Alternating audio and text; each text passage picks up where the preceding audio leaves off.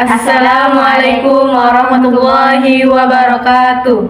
Perkenalkan, kami dari kelompok 1 yang beranggotakan saya Putri Asdari, saya Abdul Mairani, saya Sarah Segamanita. Nah, pada video kali ini kami akan melakukan praktik uji non parametrik, yaitu dengan menggunakan metode uji McNemar. Nah, baik, di sini kami akan menjelaskan terlebih dahulu tentang uji McNemar ini, apa pengertian serta kegunaannya.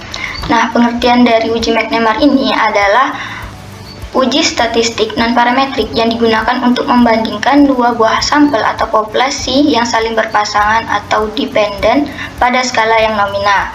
Nah, kegunaannya dari uji McNemar ini adalah digunakan untuk menguji keefektifan apakah terdapat perbedaan yang signifikan sebelum dan sesudah dilakukannya perlakuan untuk sampel yang berpasangan. Nah, selanjutnya itu spesifikasi uji McNemar. Nah, spesifikasi dari uji McNemar ini adalah datanya itu harus yang berpasangan.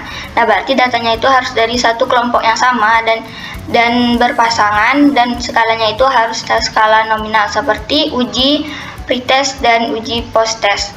Nah, contohnya itu hasilnya itu dalam ya atau tidak, lulus atau tidak lulus. Nah, yang selanjutnya itu data disusun dalam tabel kontingensi 2x2. Nah, tabel kontingensi dapat dilihat pada PPT kami, yaitu sebelum dan sesudah dilakukannya perlakuan. Yang dilihat di sini adalah tabel A dan D, karena pada sel A dan D terdapat perubahan sebelum dan sesudah dilakukannya perlakuan. Yang tabel A, pada sel A terdapat perubahan, yaitu pada sebelum dilakukannya perlakuan itu adalah nilainya plus, dan sesudah dilakukannya perlakuan itu nilainya minus. Dan sebaliknya dengan sel D, yaitu sebelum dilakukannya perlakuan yaitu nilainya plus, dan sesudah nilainya minus, dan sesudah dilakukannya perlakuan nilainya plus. Dan untuk rumusnya, yaitu rumus dari uji McNemar ini adalah A kurang D dimutlakkan dikurang 1 dipangkatkan 2 dibagi A plus D.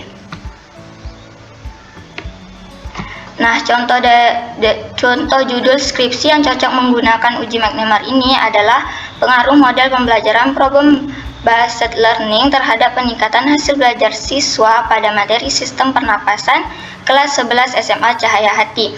Nah, berarti penelitian ini meneliti tentang apakah terdapat perubahan hasil belajar siswa pada saat sebelum dan sesudah dilakukannya model pembelajaran problem based learning ini. Nah, setelah tadi ada pemaparan materi dari metode uji McNemar, nah sekarang kita akan melakukan pengujian metode uji McNemar ini. Nah, di sini kita ada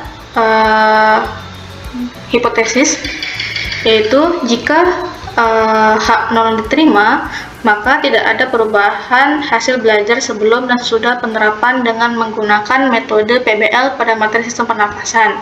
Nah, sedangkan jika HA diterima, terdapat perubahan hasil belajar sebelum dan sesudah penerapan dengan menggunakan metode PBL pada materi sistem pernapasan. Nah, dengan ketentuan jika signifikansinya lebih besar dari 0,05, maka HA0 diterima dan HA ditolak.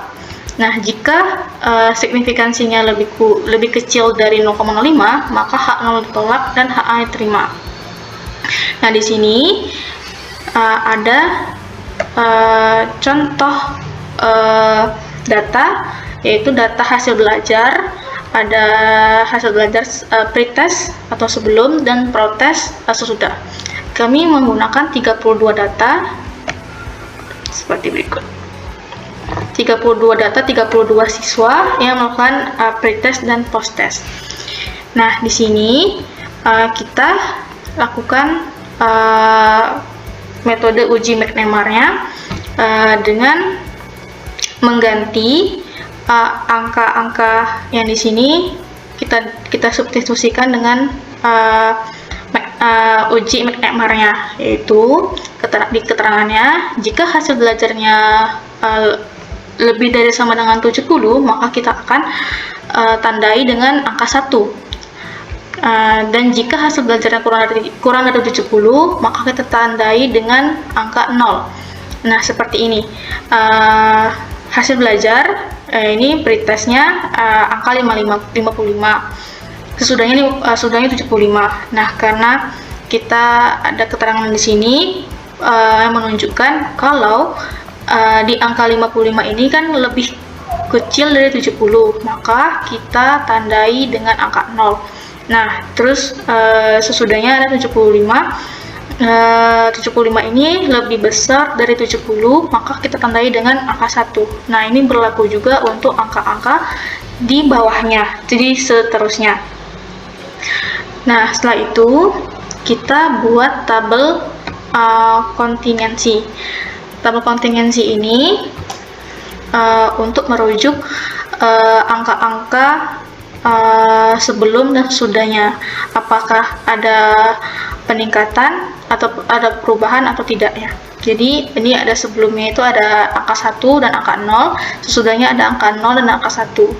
Nah, kita tandai dengan angka huruf A, B, C, D. Nah, di sini kita hitung, misalnya sebelumnya itu 1 dan sesudahnya 0. Nah, kita cari di datanya ini, di sebelumnya angkanya 1, di sini kita lihat ini siswa nomor 5, di sebelumnya angka 1 dan sesudahnya angka 0. Nah, ini kita cari ada berapakah angka yang sebelumnya 1 dan sesudahnya 0. Kita cari semua, didapatlah hasil 5. Nah, terus di sini ada sebelumnya 1 dan sesudahnya 1. Nah, kita cari berapa. Ini sebelumnya 1 dan sesudahnya 1. Kita cari semuanya, seluruh datanya, maka kita dapatlah hasil 9. Terus sebelumnya 0 dan sesudahnya 0, kita dapatkan 2. Itu dari data yang terlampir. Terus ada sebelumnya 0 dan sesudahnya 1. Kita cari lagi sebelumnya 0 dan sesudahnya 1. Dari semua data didapatilah hasil 16.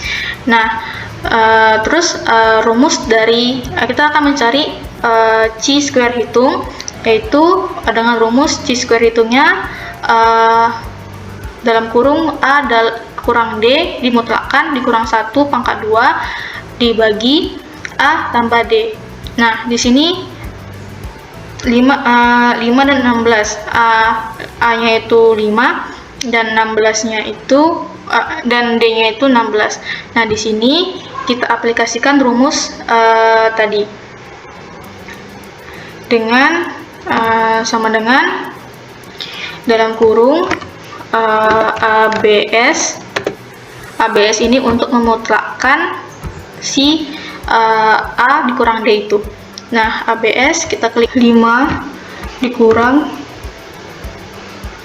16 tutup kurung dikurang dengan 1 tutup kurung, kita pangkatkan dengan 2.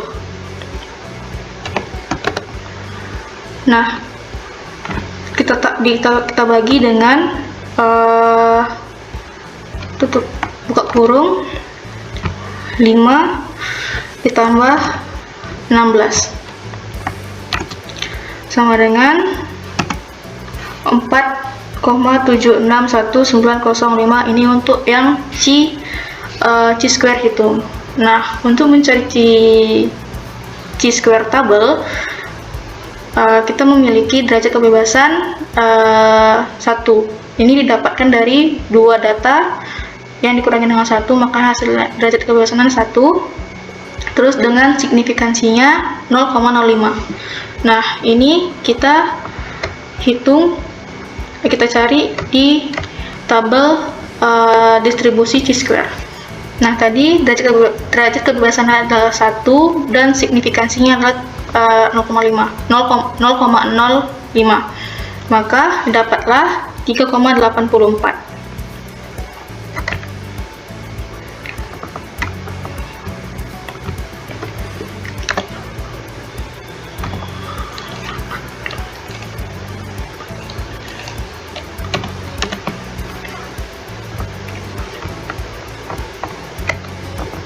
Nah, kita cari keputusannya dengan rumus if C hitung lebih kecil dari C square tabel, maka H0 diterima dan HA ditolak, H0 ditolak dan HA diterima. Enter, maka didapatlah hasil H0 ditolak dan HA diterima. Nah, kesimpulannya adalah dari hasil tersebut menunjukkan bahwa HA diterima, yang artinya terdapat perubahan hasil belajar sebelum dan sesudah penerapan dengan menggunakan metode PBL pada materi sistem pernapasan. Baiklah, kemudian kita akan melakukan uji non-parametrik dengan menggunakan metode uji McNemar. Nah, pada kali ini kita akan menggunakan aplikasi SPSS.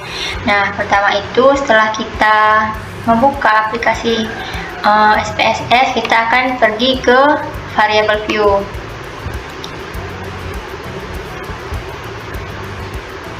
Nah, pada variable view ini, pertama untuk name-nya kita bisa mengisi dengan sebelum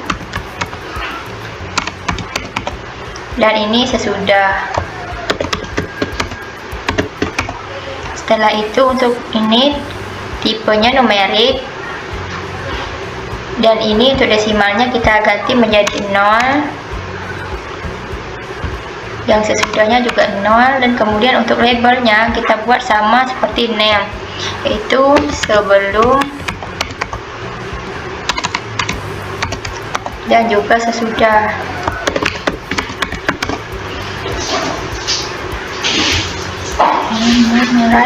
Nah, untuk measure-nya ini kita ubah menjadi scale, ini juga scale. Nah, setelah variable view diisi, kita pergi ke data view. Nah, untuk pada data view ini kita selektifkan terlebih dahulu data yang ada pada Excel, yaitu pada tabel yang sebelah kanan atau yang pada 1 dan 0. Nah, di sini setelah kita copy, kita salin, selanjutnya kita pindahkan ke aplikasi SPSS. Nah, setelah disalin, kita pilih di sini analyze, kemudian pilih non-parametric test, dan kemudian pilih legasi dialog, dan setelah itu pergi ke to relate samples. Jika sudah kita memilih untuk to relate samples, maka kita masukkan untuk variabel satunya, yaitu, dan variabel 2-nya adalah sesudah. Nah, setelah itu kita pilih bagian options. Option ini kita pilih untuk menampilkan statistik deskriptif, dan di sini setelah itu kita klik continue. Setelah itu kita pilih McNemar karena kita menggunakan metode McNemar, dan kita klik OK. Nah, di sini sudah terdapat 3 tabel. Yang pertama itu ada tabel deskriptif statistik. Yang kedua itu ada, sini ada cross tabs, yaitu data sebelum dan sesudah. Yang kemudian ada test statistics. Nah, untuk lebih jelasnya akan saya tampilkan data ini pada Excel, berdasarkan atau sekaligus dengan kesimpulannya. Nah, di sini untuk tabel pada SPSS tadi sudah saya salin ke Excel. Nah, di sini bisa dilihat bahwa ada 2 tabel saya salin, yaitu deskriptif statistik dengan test statistik. Nah, di sini untuk berdasarkan hasil dari uji McNemar SPSS didapatkan bahwa kalau untuk deskriptif statistik ini menunjukkan bahwa nilai mean atau rata-rata itu untuk yang sebelum adalah 0,44, sedangkan setelah diberi perlakuan yaitu dengan nilai 0,78, yang artinya di sini terjadi peningkatan untuk hasil belajar. Nah, kemudian untuk pada tes statistik di sini didapatkan hasil yaitu 0,27, yang dimana 0,27 itu adalah lebih kecil dari 0,05. Nah, jadi sesuai dengan ketentuan, jika signifikansinya kecil dari 0,05, maka HA0 ditolak dan HA yang diterima. Nah, yang artinya di sini terdapat perubahan dari hasil belajar sebelum dan sesudah penyerapan dengan menggunakan metode PBL pada materi sistem pernapasan.